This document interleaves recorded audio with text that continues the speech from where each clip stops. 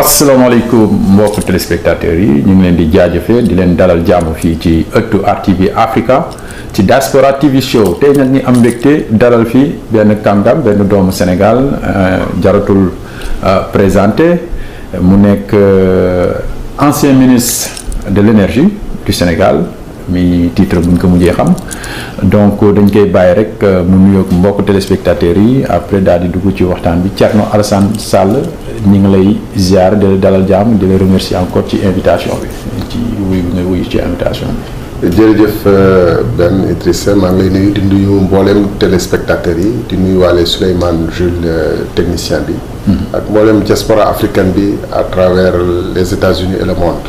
di bëgg trop nag ci teew fi di leen jaajëfal ci initiative bi ngeen jël taxawal kuréel bi nga xam ne bu ngeen ko xasee taxawal moomatu leen ko ñu mel ni ñun di ñëw di ci mën a waxtaan ak mbokk yi di jokkoo ndax jamono bu weccante xalaat la ñu toll. man nag comme ni ko ñenn ñi peut-être umpalee. politique dama ci xaw a dugg par accident. dama nekkoon ASECNA nekk représentant wu ASECNA au Sénégal xam nga ASECNA ay fukk ak juróom-ñetti réew ci Afrique ñoo ko séq. taxawal ko ngir saytu lépp luy muy kaaraange ci wàllum jaww gi avion yi dem ak dikk ci jàmm. muy métier bu compliqué boo xam ne réew mi nga xam ne dafa tuuti comme Sénégal pour ci mun a amee yenn taxawaay. dafa fekk mu lëkkaloog yeneen réew. ba gouvernement Ablaye Wade di ñëw en 2007 ne dañ koy tas te teguñu woon ko ci fenn lu dul amaana ñoom am nañu seen agenda personnel.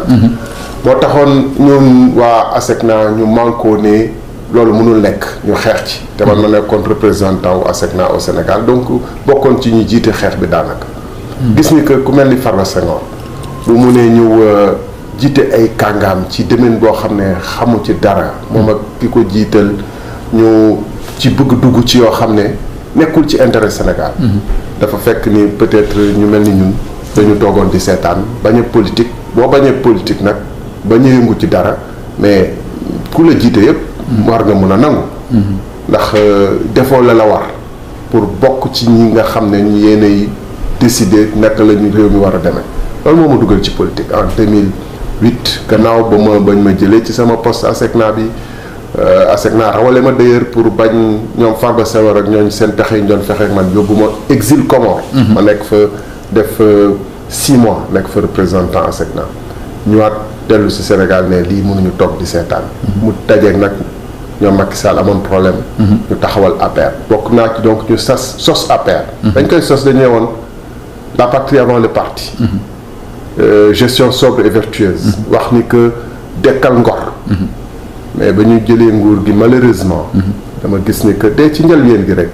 que ngor googu ñu doon ne dañuy dekkal dañ ko naroon faagaagal te tey jii nii képp ku nekk Sénégal gis nañu ngor jeex na parce que yu ñuy dund yi kii ma doon tudd léegi sax boo gisee dëdd na Wàdd. dem fekki Macky. ak ñeneen dekkal ngor gi moom ngor tey la gën a sooxe ci Sénégal. patrie avant le parti tey c'est le parti de l'étranger.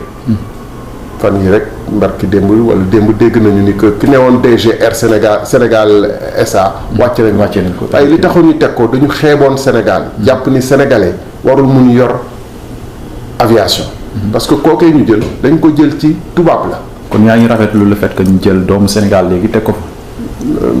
warul woon sax nekk ñu mun a xalaat ni que sénégalais warul yor aviation. ba di jëli ay tubaab mu ñëw saaxee affaire Air Sénégal dafa lu yées li africain lu ñuy wax ni africain moom lay def. maanaam jël dugal ay copains jël billets yi di ko def lu ko neex di fayeeku lu ko neex ba compagnie yi suux. donc le parti de l'étranger ci dinañ ci ñëwaat ci aéroport beeg ci yeneen. le parti familial avant la patrie.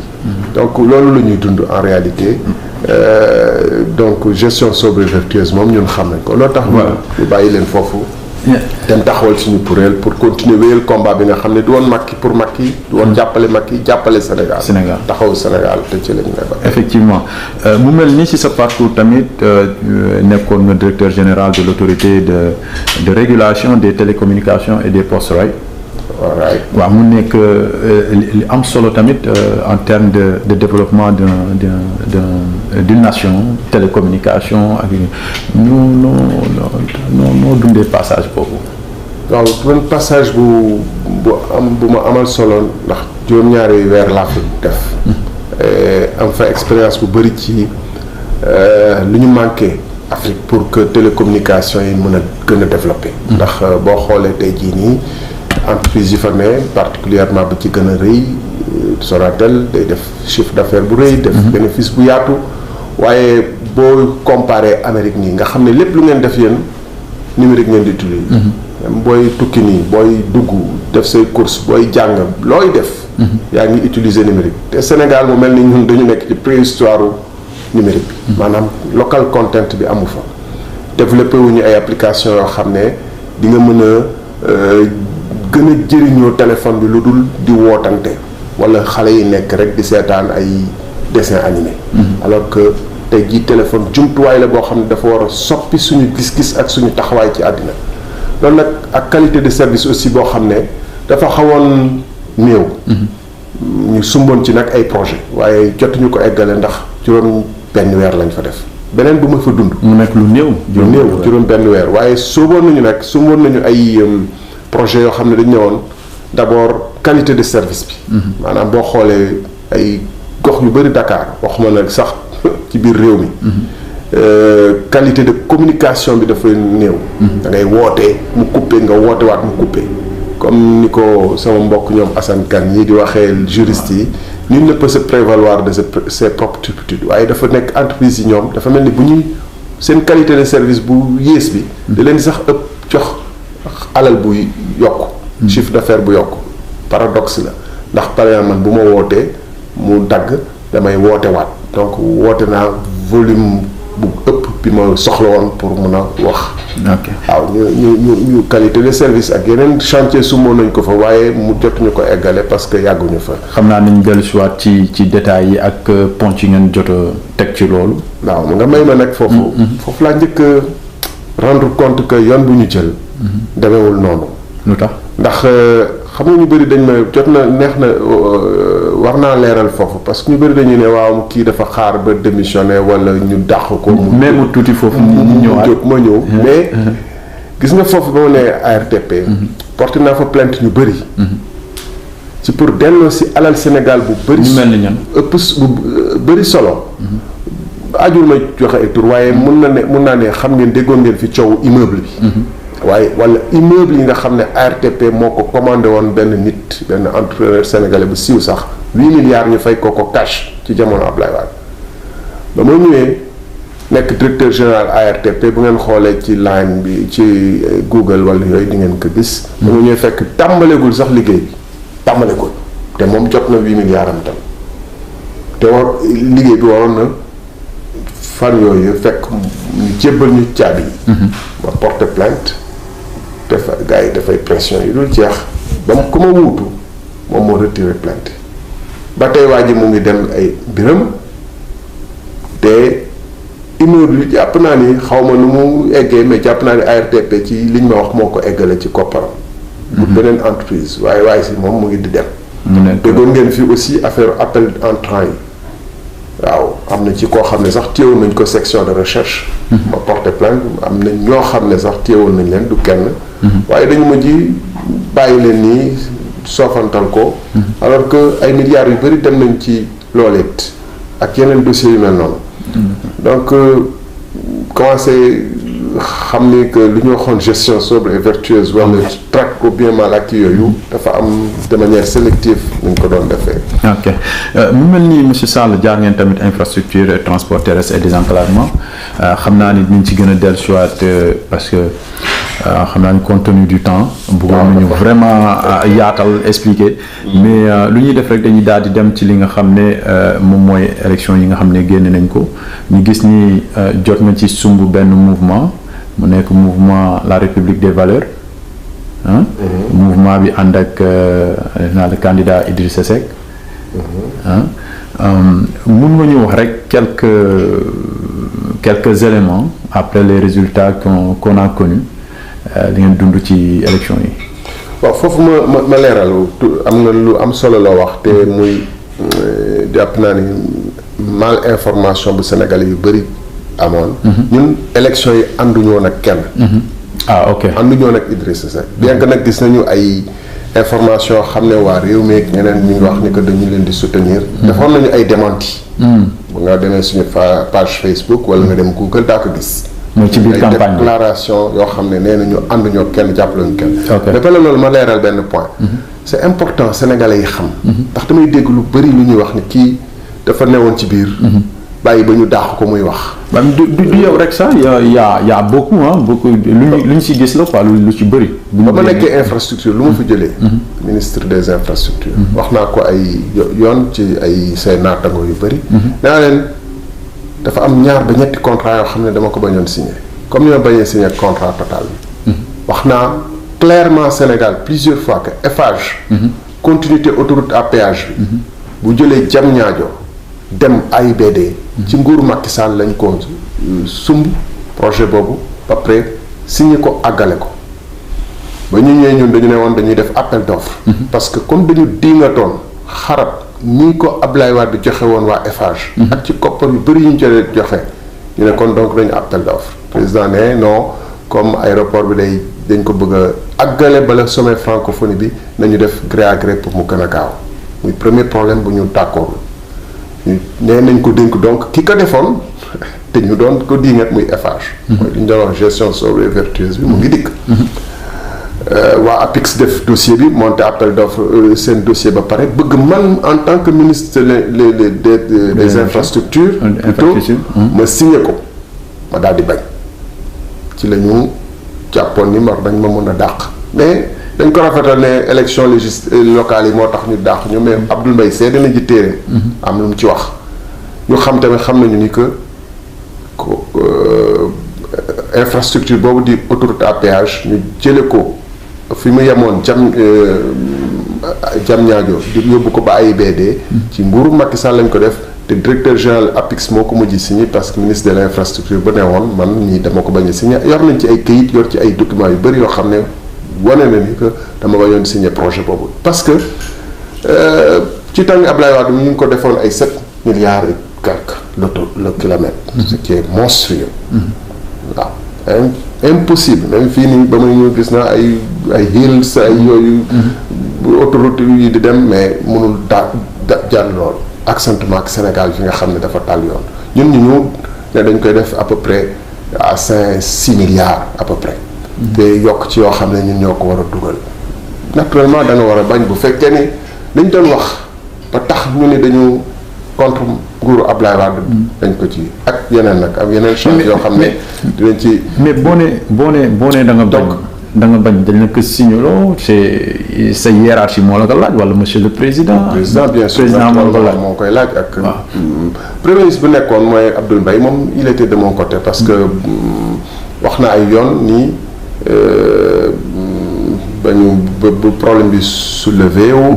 il m'a beaucoup soutenu pour que parce que bu c'était que man damay démissionner. bàyyi leen ak seen i mbir. moom moo ci jàpp ne ma non dinañ ko arranger am yeneen projet sax yu mel noonu mais comme émission bi dafa gàtt. waaw mënuñ ci yàgg donc pour revenir si affaire Idrissa Seck bi ak élection présidentielle bu weesu. xam nga élection yi.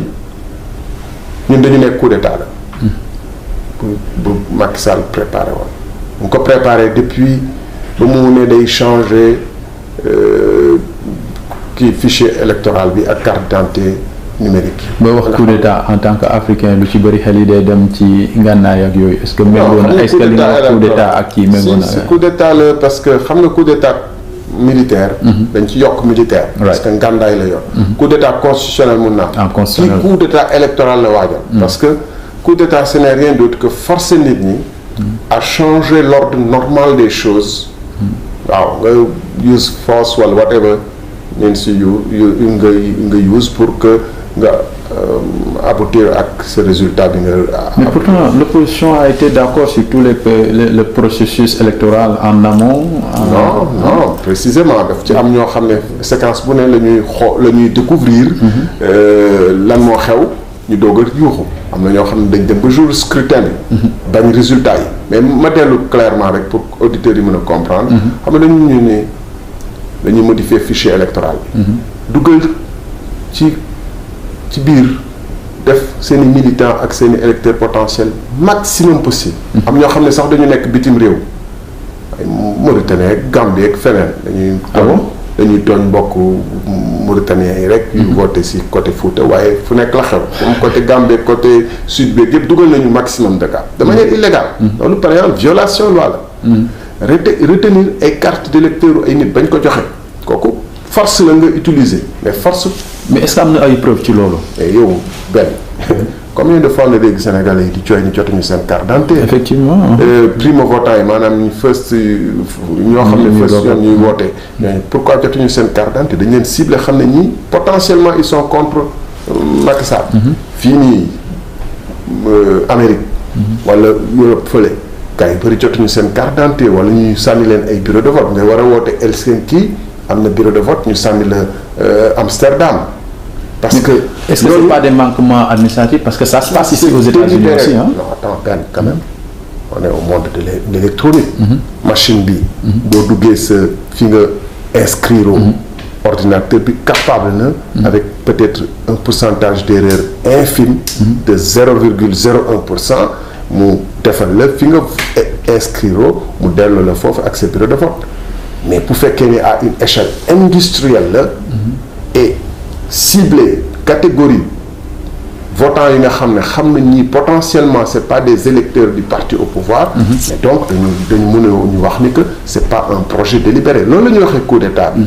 ensuite bañ a jox donc nit ñi seen carte d'identité wala dugal leen ci ay bureau de vote ensuite def parrainage boo xam ne avant parrainage bi éliminer ay adversaires comme Khalifa Sall.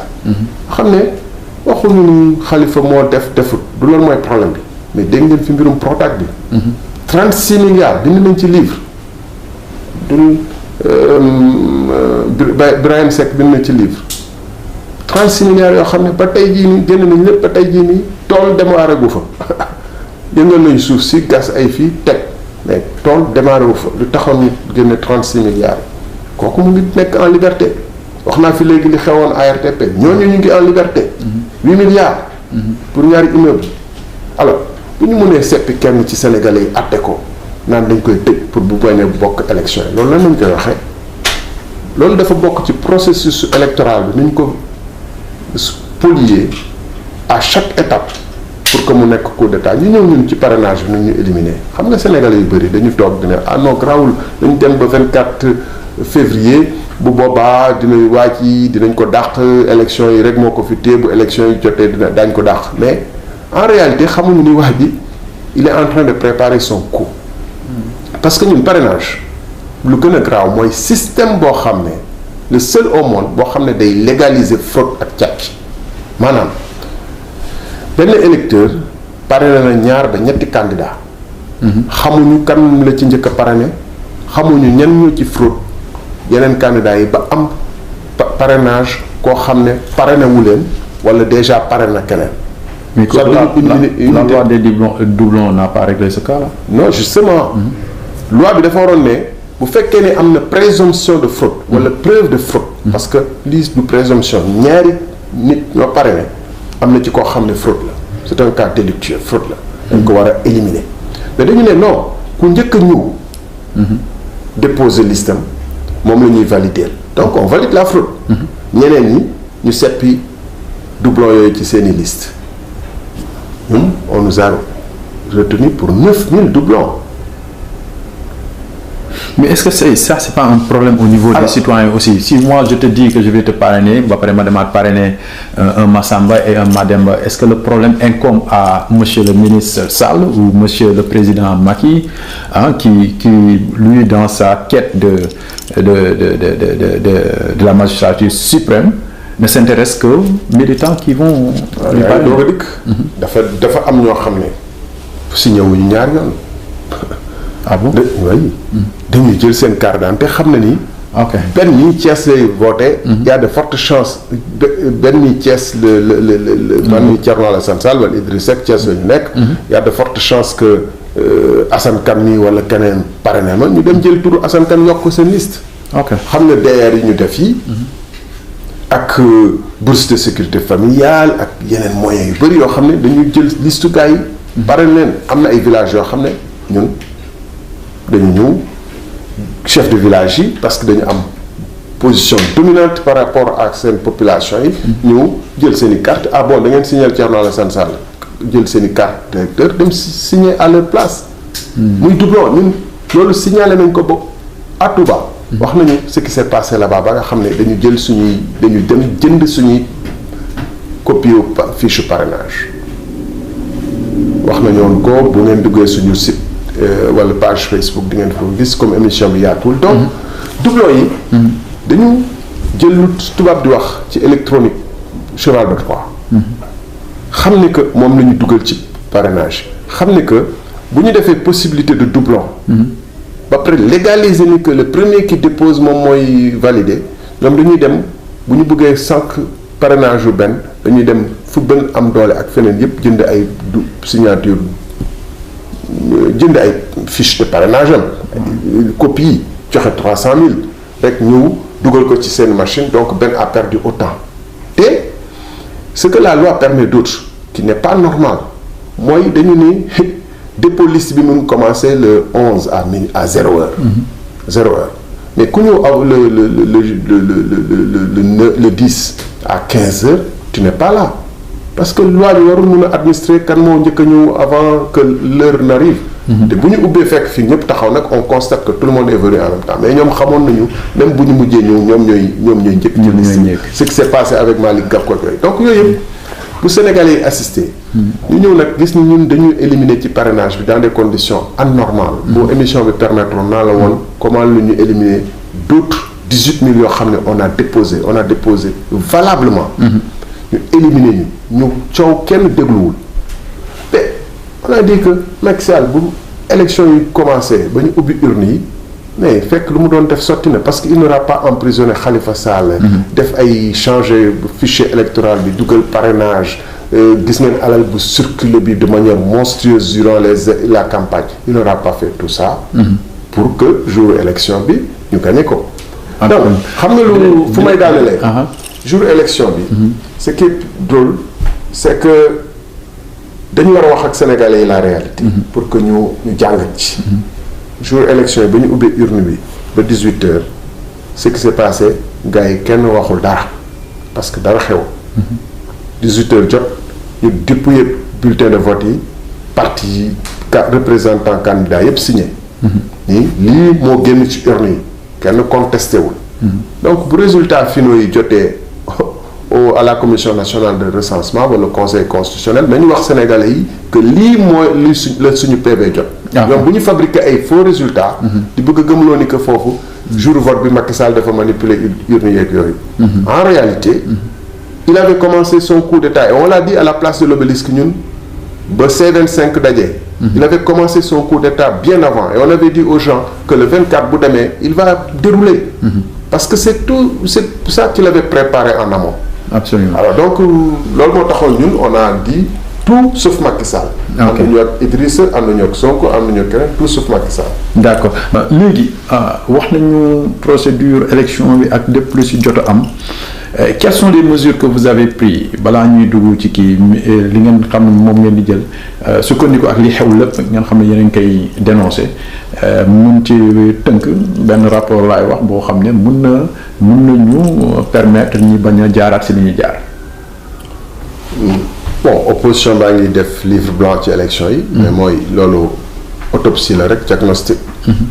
li nga ko wax la ñu war a def mooy jël ay matuwaay pour que li fi xew bañ a amati. ok te loolu du rôle opposition kese. jàpp naa ni démocratie dañu ne le pouvoir du peuple par le peuple. peuple bi moom moo xam ni baatam la ñu sànq faagaagal ko. et que moom moo war a jël ay matuwaay ñun la ñu waroon def ba ñuy wax parrainage. woote nañu ay manifestation te taxaw génn mais bu ñu waxee gars yi ne non boobu ñu ngi commencé seen campagne ne non ñoom seen doom yi duñu génn ñoom rek dañu bëgg a rey doomu jàmbur yeeg yooyu ce que je veux dire en bref mooy bu peuple bi permettre peuple sénégalais yi yow man keneen bu ñu permettre Macky Sall continuer di dérouler programme bu mu tëral mais il va continuer jusqu'en 2024. Parce que quelle que soit suñu volonté ñun def la ñu waroon def bu dee Sénégalais yi dañu toog di ne non si opposition bi nangam ñu ngi xaar leader yi du sotti man dama yaakaar ni dama koy wax souvent bu ma juumulee la ma waroon def naa ko. jàkkaarloog Macky Sall ne ko déet. loolu laa waroon def ak fa ma ak nombre de fois fi mu yi mu laaj yëpp nee naa ko déet wax naa léegi ci signature autoroute à péage bi am na yeneen contrat routier yoo xam ne dama bañ am na yeneen point yoo xam ne dama ne déet. donc la ñu waroon def nañ ko ba ñu génnee aussi di manifester di marcher di dox comme ni ma ñëwee fii tey jii nii mais Sénégalais ñoo war a mën a xam Macky Sall lu muy waajal c'est clair dafa bëgg non pas un troisième mandat tout de suite peut-être mais teg un xuusmaa ñàpp comme ni ko Poutine defoon wala ni ñu ko defee RD Congo wala yeneen réew dugal benn gars pour 5 ans ñëwaat pour 2 autres années jéglul bu baax lu ma lay wax ni donc moom mu ngi dérouler par programme am xam nga ku ñu bala élection ne ginnaaw élection dinañ def dialogue mooy xam na ni moom y a des problèmes ba ma dama ko waxee woon à l'époque pourquoi defu ko bala élection yi dialogue pour que ñu def élection yu transparente ñëpp d'accord mais moom parce que dafa doon dérouler agenda léegi dialogue bi dafa bokk ci agenda moom agenda bi mooy lan mooy naa supprimer poste premier ministre supprimer possibilité président dissoudre assemblée nationale ma dem ak sama assemblée nationale bu desee élection yi desee 2 ans 2022 ou 2023 élection législative am ma teg assemblée boo xam ne c'est sous mon contrôle parti présidentiel bi lu muy wax structuration yëpp pour dugal ay nitam la contrôler parti bi il a les moyens. mais lu tax doo leen dem wuyu ba pare déglu lu mu leen di wax après à partir de là-bas vous dites au Sénégalais dem nañu mais lii la ñu wax méngoowul ak suñu gis wala méngoowul ak li arrangé peuple bi. xam nga boo leen taxee rek ne bëgg leen dem tamit est-ce que là aussi vous n'êtes pas en train de lui donner carte blanche. il a déjà carte blanche te dialogue boo xam ne moom moo nekk en position de rapport de force moom moo yore doole bi yore position. évidemment en tant que président. yore non. évidemment amoon na 91 pourquoi dialogue 91 bi sotti woon. c'est que Diouf était dans une position affaiblie. opposition bi nekk dans une certaine position rapport de force xaw a équilibré wu. dialogue bi mun a nekk sur des positions da ngay bàyyi lii ma bàyyi lii pour que ñu mën a avancer. mais il y a eu des dialogues bien avant avec je crois que les Decroix loolu Omar Sarr ils étaient partis pas de répondre. dialogue yooyu lan la mujj fan la mujj tey jii dialogue bi Macky dafa bëgg benn couverture. pour mun a valider li muy dérouler maanaam daganal li mu namm te li mu namm mooy def mandaam tranquille sans problème jox leen bi benn waaye boo xam ne moo koy tànnal boppam pour ñëwaat en 2029 parce que bu leen fàtte modification bu am ci constitution bi mandat de la république du président de la république renouvelable une fois moo nekkoon fii avant 2016 renouvelable une fois mooy bu xasee def un deuxième mandat mënutul ñëw quel que soit alpha mënutul ñëw tant que constitution boobu ngi valide ñu changé constitution bi en 2016 def 2 mandats consécutifs mooy tey jii di bu noppaloo 2024 2029 mën na ñëwaat loolu tax tout ce qu'il est en train de faire suppression poste premier ministre bi lu tax mu def ko dañu ne président bu desee deuxième mandat même dans son propre camp kenn dootu ko faale dégg nga bu baax. kenn dootu ko faale surtout bu defee ay 2 ans donc dootul amati gaa yaa ngi xal ñëpp di xeex pour nekk dauphin bi ku nekk même ku d'accordul ci biir APR sax dem créer kii wam parti pour kii léegi mu won leen ni léegi laa ëpp doole que jusqu'au bout man maay dérouler parce que premier ministre sax pousse naa ko teg ministres yi maa ngi leen di surveiller en direct DG yi boo gisee sax DG ñu leen nar a resserrer seen tànn yéex loolu la dafa nar a contrôler jusqu'à la dernière minute te comme assemblée bi c'est une assemblée boo xam ne moom moo ko fa teg c'est l'essentiel des membres de APR bu 2023 yu xaw ma 2022 jotee ñu ngi fay nar a def moom moo leen nar a tànn directement te ki ko nar a wuutu bala muy am temps dissoudre assemblée mënul dissoudre assemblée bu amee modification donc mandat assemblée boobu mandaam day dex ba à son terme président bi koy wuutu dina am 2 ans flottement yoo xam ne il fera avec une assemblée boo xam ne mënu ko dissoudre sauf à modifier encore la constitution et comme moom il contrôlera le parti dans toutes les régions du pays, il mettra ses gens à lui.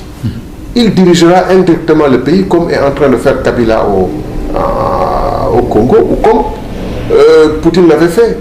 Donc, ce qu'il est en train de dérouler là, c'est pour nous réussir, pour nous légaliser loolu ëllëg kenn bañ a coow nit ñi nar a dem ci dialogue bi war nañu xool bu baax fan la Macky Sall di woote. man à mon avis il faut que ñu def un travail d'explication à la population ba ñu xam lan mooy enjeu yi. ba ñu mën a taxawaay ba ci war. ñu doog a wax dialogue. parce que ku dem dialogue ak koo xam ne moom jommul tëj opposant yëpp. jommul modifier constitution bi jommul jël alal bu bëri jël suñu réew jaay ko étranger yi alors kooku boo demee moom dialogue aussi bu fekkee ni amoo force de dissuasion boo am vis-à-vis de lui mais danay imposer li mu bëgg.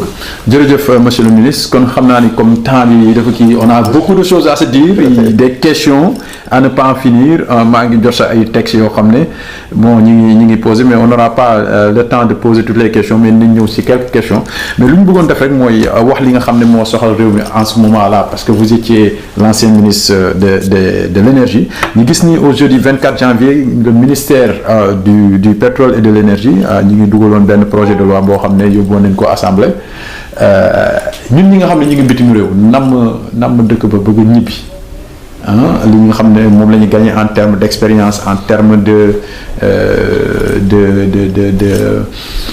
lu ñu fi jàng yépp delloo ko au niveau du Sénégal investir et puis dëkk pétrole bi ñëw ñëpp ne jàmm nee nañ ñooy léegi fu mu ne nii nañ xaar quelques at rek on déroule exploiter après dëkk ba dina neex dina naat est-ce que c'est la même impression que vous avez ak lan la ci ñun les Sénégalais d'immigrés ñun lan moo si ñuy wàll ci par rapport au pétrole boobu ñu wax ni am nañ ko gis nañ ko Sénégal te ñu ngi koy waaj a exploiter.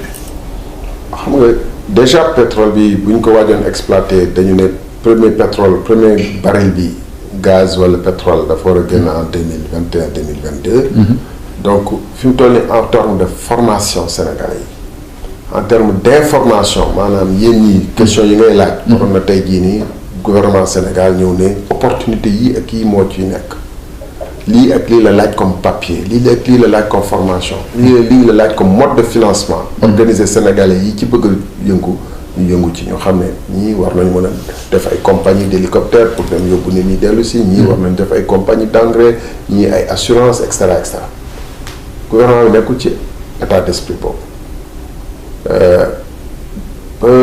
bala may waaj a génn. defoon naa fi voyage bu am solo fii Washington dajeeg Banque mondiale une semaine. ñu def fi ay ateliers yu bëri pour jël expérience yu yeneen réew yi. demoon naa fi Londres naroon dem Nigéria pour jëm yeneen expérience yu yeneen réew yi xool naka la ñuy waajalee les populations ak patriotes yu bëgg yëngu ci domaine boobu. pour ñu mun ci yëngu. Il faut pas se faire d'illusions d'abord. Ah bon? parce que xam nga posture nationalisme gëm sa réew. jiital say réew. doo ko xaar rek ci pétrole wala ci leneen ci fépp la da nga koy gëm wala nga ñàkk gëm ki nga xam ne nag tabax na aéroport Sénégal moo tabax aéroport bi Ablaye Wade lancé woon projet bi. ñu def ci suñu alal du alalu kenn. du alalu saoudien du alalu turc du alalu Banque mondiale suñu alal la. te ba aéroport bi di àgg ñu koy inauguré en 2017 fekk décembre 2017 fekk na fay nañu pratiquement 3/4 aéroport bi ñun. Sénégalais yi ci ak ñu fiy tukki ci suñu xaalis bu ñuy teg ci biir d'avion yi mu sotti ñu ne aéroport kese.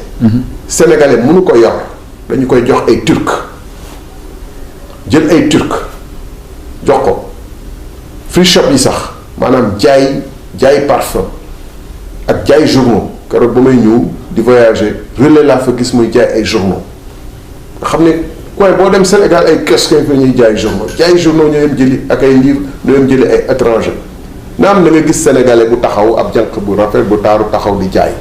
kooku devanture bi la rek mais ki nekk ci ginnaaw ab jàmbur la maanaam ku joxe bi bitim réew bëgguma wax doxandeem ku jóge bitim réew ñëw. waaw bu fekkee ne yow aéroport ak compagnie d'aviation bii nii gis ngeen tubaab lañ ko dénkoon parce que président dafa gëm ni que sénégalais warul mun a yor compagnie d'aviation daf ko wax alors gëm ni que compagnie de télécommunication waruñu ko mun a yor te pourtant sénégalais ay Sonatel ay sénégalais ñoo féete ci kanam waaye tubaab yi ñoo nekk ci ginnaaw di tirer ficelle waaw mais pétrole bi noonu la nar a demee à moins que loolu mu am un changement fondamental ci nu sénégalais yi gisee seen réew ak lu ñu bëggal seen réew ak seen ëllëgu doom. mais mooy sens suñu combat. gis nañu pétrole lu muy jaral yenn lu muy coûter yenn réew mi dans la sous-région même xeex yeeg ngànnaay yeeg kii ak yooyu est-ce que ça aussi c'est pas quelque chose qu'il faut prévoir parce que lu mel ni pétrole bu ñu ko amee nit ñi des gens s'attendent à ce que la population en bénéficie en premier mais bien sûr mais xam nga système économique bi moom finalité wu lan mooy finalité ak esprit wu système économique bi la ñuy xool muy pétrole muy télécommunication muy kii richesse la rek bu fekkente ni c'est pas orienté wuñu pour njëriñu askan wi ak population yi d'abord mais pétrole bi moo gën a yomb pour ñu jël alal bi yóbbu ko bàyyi fa population yi li nga wax ci guerre yi am na parce que boo xoolee réew yu bëri dañ leen di bàyyi pollution yi bàyyi leen problème yi jël doolu nit ñi ñu doon sàmm foofu wala napp foofu mun duñu napp parce que pollution yeeg yooyu ak zone yi ñu leen interdire poisson yi dem jën yi dem ba pare ñu bàyyi leen ak problème yi bu yàggee ñoom ñu gis seen bopp gis ni que fii seen toolu réewu maam suufu maam la woon et cetera ñoom foofu lañ daan yëngu te gisuñu ci seen bopp jël ngaa naay ragal nañu ni attention dafa amoon Sénégal surtout au sud xawoon na fa xew mooy rébellion Casamance di ko indi woon mooy mais jël suufu ay jaamur daf koy tool wala daf koy kii dàq ñu fa newoon bu fekkente ni dañ ko bëgg a doxal ci pétrole bi te yoon boobu la ñu jëlu ko parce que xam nga président teg na kuréel bu ñuy wax COS Petrogaz comité d'orientation stratégique da nga dégg dara ci stratégie bu ñu def à part ne taxawal nañu benn institut du pétrole yoo xam ne bañ koy sos di ko taxawal sax même ban yan genre formation pour servir exactement dans quoi et cetera xamaguñ ko. kon enjeu yi garaaw na en termes de sécurité. garaaw na en termes de kan moom en dernière ressource en dernière instance ressources yooyu kan moo ko moom ndax askan wee ko nar a jëriñoo wala ndax ak peg bu ndaw ci biir réew mi ñoo ko ak dox bitim réew ñoo ko nar a jëriñoo. li ñuy wax une oligarchie. une oligarchie. et bu ngeen xoolee li tax ma amoon safaan ak Macky Sall ci fànn kooku. mooy dafa jël suñu pétrole bu ko jébbal ay ñu nekk bitim réew. amaana nag am na ay sénégalais yoo xam ne am nañ ci seen intérêt parce que mag nag du fekk yàlla naa dee. te loolu grave bi mu nar a grave mooy ñooñu def loolu dañu nar a am alal ju bëri ba pare yore ay parti politique fexe ba dàq ñu mel ni ñun bëgg leen dàq bu ñu bokk ci jeu politique bi. waaw mu nekk ñaar ba ñett comme fii ni ngay amee démocrate républicain ñoom ñuy awante ci réew mi yor alal ji yëpp concentré ko seen ressources ñoom ak seen i mbokk moo tax élection yi weesu lu ngeen gis campagne électorale bi dafa am ñu yoroon ay milliards et milliards yoo xam ne ñun ba ñuy campagne 2012 yoruñu ko ñu nekk parti au pouvoir yor ay milliards et milliards et milliards tabax siège boo xam ne 2 milliards la ñeneen ñi amuñ sax moyen déposer caution. mais yow li ngay wax. alors yow tu es témoin des faits parce que yow tu es membre fondateur de l'APR. de l'APR boo ko waxee mën nañ la gëm ko. oui alors ce qui risque d'arriver mooy li fi amoon 2012 par exemple ku mel ni professeur Ibrahima Fall dafa dem élection benn yoon campagne benn yoon dem toog parce que li muy laaj ci ressource. ak moyen parce que dañ lay laaj caution campagne loolu bu dee da nga engagé wu pour sa réew da ngay ne mais pourquoi man rek may def sacrifice. parce que boo déposé caution 65 millions comme en 2012 na ko professeur bi defoon war a def campagne dem amatoo lu fooy dem. parce que jëloo alalu réew mi. ñoom yor ay moyens milliards et milliards di wari gars yi di wari électeurs yi di joxe ay DR di aligner ay 100 véhicules wala 200 véhicules. véhicules yoo xam ne dañ ko branle ci seen logo kuréel yore moyens yu colossaux presse bi ñu inondé leen élite yëpp ñu inondé leen ba nga xam ne ñoom dañuy dérouler moo tax yéen taskatu xabaar yeeg observateurs yi gis ngeen c'est réew mi léegi dafa polarisé.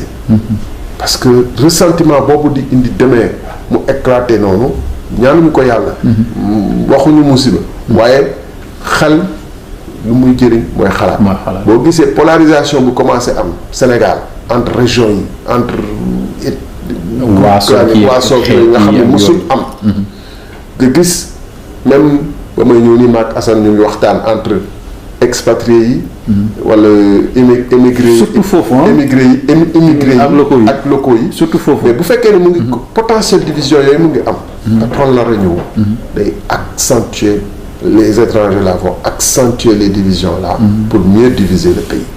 foofu la ñu war a inquiété wu ak foofu nag vous avez une lourde responsabilité yéen ñi nga xam ne parce que responsabilité yàlla ak yow yaa koy jox sa bopp.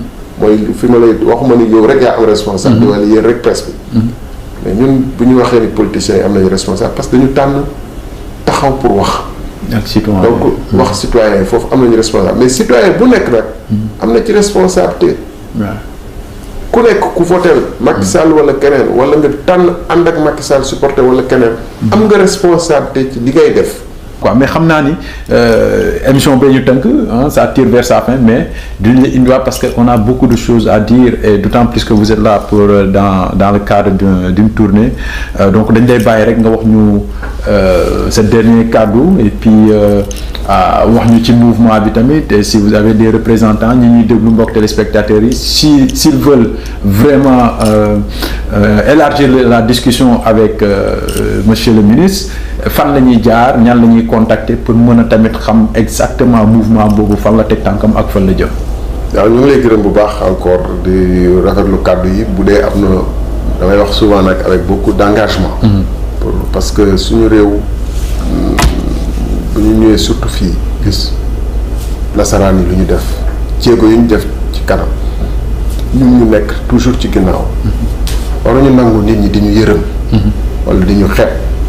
ndax suñu taxawaayu ay dirigeants wala suñu taxawaay ñun en tant que africain nit ñu ñëw te faw ñu nangu ni Afrique tey amul laam-laame ni que moom mooy continent bu gën a féete ci ginnaaw. te du ndogalu yàlla suñuy jëfin ak suñu taxawaay moo ko waral. moo tax ba ñuy signé président bi am ak moom problème. dafa yomb. en réalité ci ñun. signé woon mooy gën a jafe. ndax dama bokk ci ñoo xam ne dañu gëm ni depuis ba ñu nekk tout tànk di jàng ay Césaire ay Frantz Fanon Cheikh Anta. gëm ni que Afrique dafa war a wane moom boppam aussi. te loolu mënul nekk bu fekkee ni am na yoo xam ne dañ koy continuer di def maanaam di foowee suñu bopp di foowee suñu alal di foowee suñu réew. may daaneel nag mooy.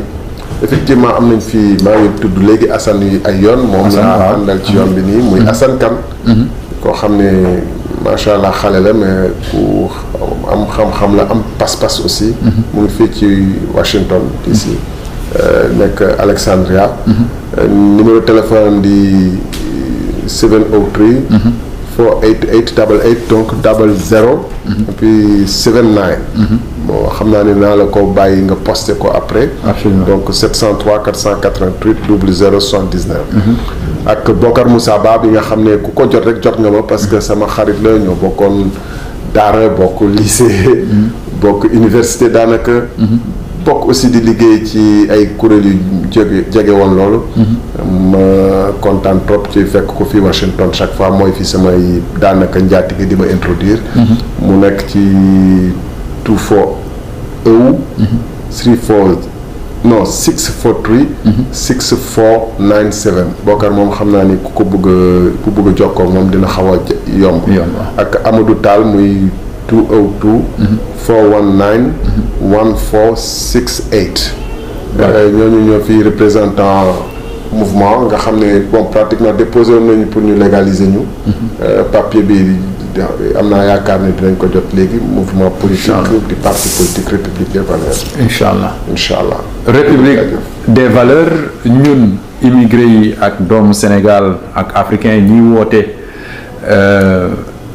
valeur jéem a fësal suñuy valeur jéem a fësal suñu dignité jéem a fësal suñu liberté suñu indépendance ci xam-xam ci logistique ci jëf ci waxin ci doxalin ci tànk yooyu la ñuy taxaw fii donc ñi ngi am mbégte rek di rafetlu teewaay bi nga xam ne monsieur le ministre mënoon na ne dafa nekk ci ay tànk jàpp ba tax na amul temps bi xat na lool mais ñëw na wuy suñu mën a waxtaan ak suñu mbokk immigré yi mbokk sénégalais ak mbokk africains yi waxtaan bi nag day continuer numéro yooyu mu joxe mun ngeen ko ci woo waxtaan ak moom am na yu bëri yoo xam ne bu ngeen ko xam ci moom du xaj ci émission mais boo leen ko wooyee mun na leen ko leeral donc mu mel ni ñun lu ñuy laajte on demande que les gens aient une posture républicaine avec des valeurs et puis dérouler une mission régalienne.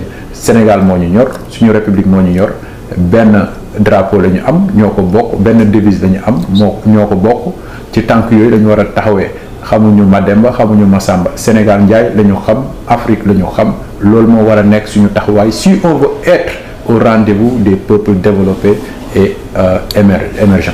Donc voilà ñi amoon mbégte dellu si ñi ngi rafetlu ñi ngi remercier la régie au niveau technique Souleymane Diop comme ni mu koy defee saa su ne avec un professionnalisme di rafetlu tamit toute l'équipe de RTV di rafetlu tamit suñu mbokku communauté diaspora bi nga xam ne mu ngi fii aux États-Unis di si jàpp ci liggéey bi et puis quant à moi je vous donne rendez-vous une autre fois avec une autre émission, bien sûr avec d'autres invités et d'autres thèmes. On se donne rendez-vous à la prochaine fois. Merci, c'était Diaspora TV Show sur RTV Africa. À très bientôt.